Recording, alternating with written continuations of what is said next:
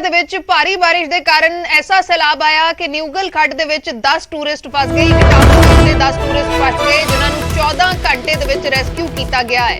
14 ਘੰਟੇ ਇਹ ਟੂਰਿਸਟ ਟਾਪੂ ਤੇ ਫਸੇ ਰਹੇ। ਫੌਜ ਤੇ ਐਨਡੀਆਰਐਫ ਦੀਆਂ ਟੀਮਾਂ ਨੇ ਇਹਨਾਂ ਲੋਕਾਂ ਨੂੰ ਰੈਸਕਿਊ ਕੀਤਾ ਹੈ। ਇਹਨਾਂ ਦੇ ਵਿੱਚੋਂ 8 ਲੋਕ ਬਿਹਾਰ ਦੇ ਤੇ 2 ਸਥਾਨਕ ਲੋਕ ਸੀ ਜਿਨ੍ਹਾਂ ਨੂੰ ਰੈਸਕਿਊ ਕੀਤਾ ਗਿਆ ਹੈ। ਆਸ-ਪਾਸ ਦੇ ਇਲਾਕਿਆਂ ਲਈ ਵੀ ਅਲਰਟ ਜਾਰੀ ਕਰ ਦਿੱਤਾ ਗਿਆ ਹੈ। ਤਸਵੀਰਾਂ ਨੇ ਕਾਂਗੜਾ ਦੀਆਂ ਜਿੱਥੇ ਭਾਰੀ ਬਾਰਿਸ਼ ਦੇ ਕਾਰਨ ਐਸਾ ਸੈਲਾਬ ਆਇਆ ਕਿ ਟੂਰਿਸਟ ਫਸ ਗਏ। एक टापू दे उत्ते टूरिस्ट फस गए। न्यूगल खड्ड दे विच 10 टूरिस्ट जिन्हां चों 8 बिहार दे ते 2 स्थानक लोक सन जिन्हां नूं फौज ते एनडीआरएफ दीयां टीमां ने रेस्क्यू कीता है। रेस्क्यू दीयां तस्वीरां ने किस तरीके दे नाल भारी मशक्कत दे बाद इन्हां नूं रेस्क्यू कीता गया है। 14 घंटे ये लोग इस टापू ते फसे रहे ने।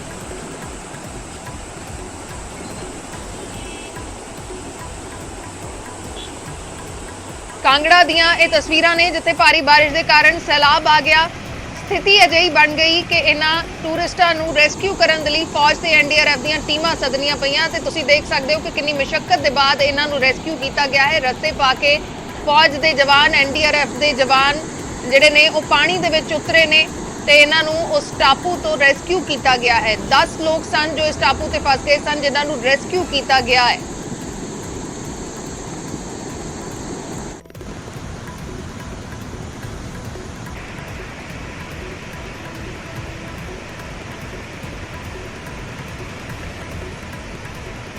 विचित्र शर्मा साडे सहयोगी जुड़े ने। विचित्र, इस समय की क्या कुछ स्थिति है? कांगड़ा की तस्वीरें हम दिखा रहे थे जहां पर जो टूरिस्ट फंसे हुए थे उनको रेस्क्यू किया गया है। अभी की स्थिति क्या है?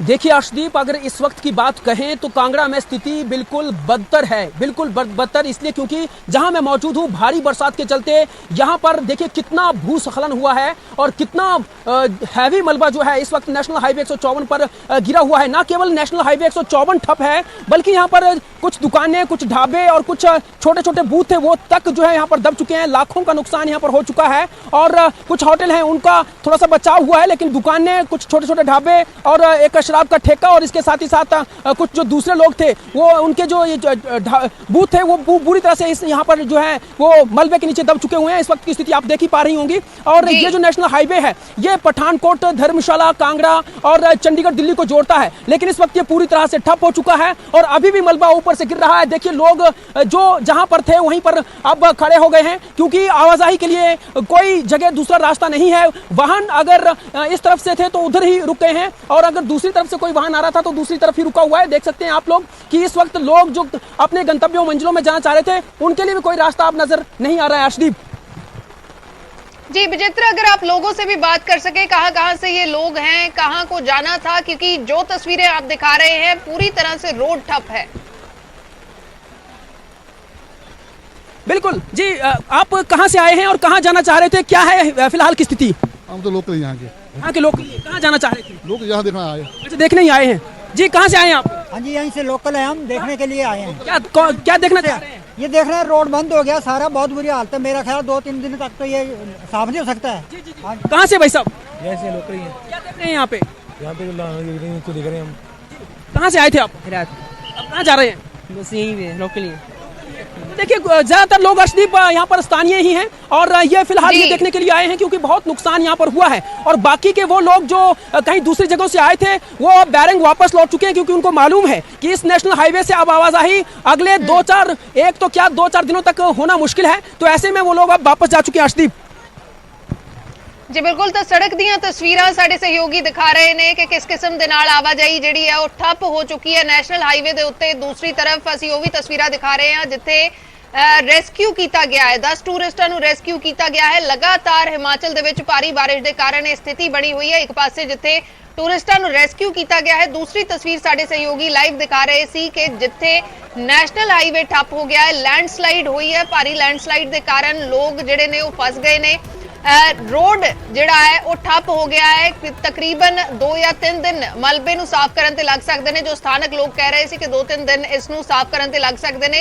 काफी नुकसान जिहड़ा है वो हिमाचल च नजर आ रहा है। शुक्रिया विचित्र सारी तस्वीरें दिखाने के लिए। तो लाइव तस्वीरें साडे सहयोगी ने दिखाईयां ने। नेशनल हाईवे 154 ठप हो गया है। मलबा हटाउण दीयां कोशिशां जारी ने। लैंडस्लाइड होया है, भारी लैंडस्लाइड होया है, लेकिन हजे भी अजे भी बारिश जारी है।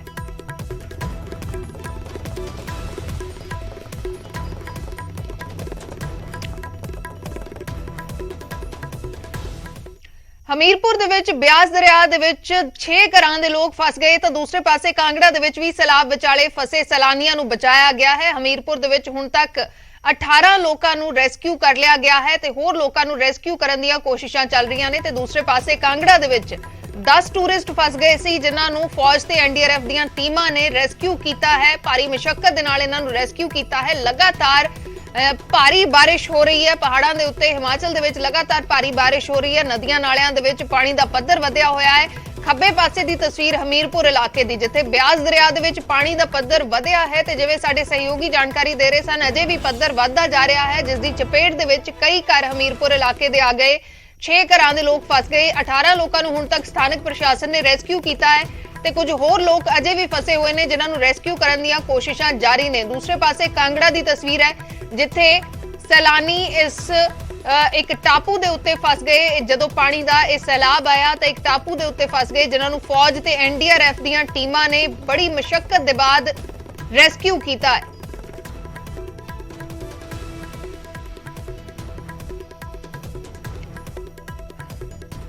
ਇੱਕ ਛੋਟੇ ਜਿਹੇ ਬ੍ਰੇਕ ਦੇ ਲਈ ਰੁਕਦੇ ਹਾਂ।